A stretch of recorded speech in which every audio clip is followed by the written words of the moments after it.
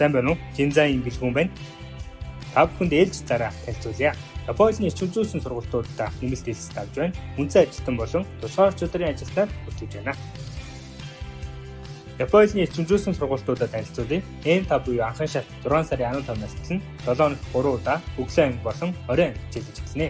6 сарын 15-наас N3 буюу дунд төвшин маань эхлэн 7 хоногт 5 удаа нэгээс 5:30 хооронд орно.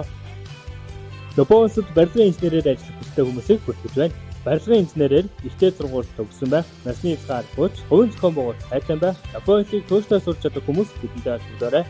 Тусгай ур чадрын ажилтан барилгын чиглэлээр бүртгэж байна. Барилгын чиглэлээр ихтэй сургууль төгссөн болон барилгаар ажиллаж байсан бол давуу талтай. Насны хязгаар бууж, хувийн зохион байгуулалт сайтай байх, Японийг тууштай сурч чадах хүмүүсийг бүртгэж байна. Манай байгууллагын давуу тал бол ярьсан тэнцэн компаниас нь сургалтын тэтгэлэг олж өгөх явдал. Одоогийн байдлаар Японы сургалтын төлбөрөө 20-100% хөнгөлүүлж буй 25 инженер дурдж байна. Хэрвээ та Японийг богино хугацаанд чанартай, системтэйгээр цахилгаан баттайгаар туршлагатай багш нарын хатуугаараа сурахыг хүсвэл манайд хандаарай. Японоос суралцаж эх орноо өвдөцгөө.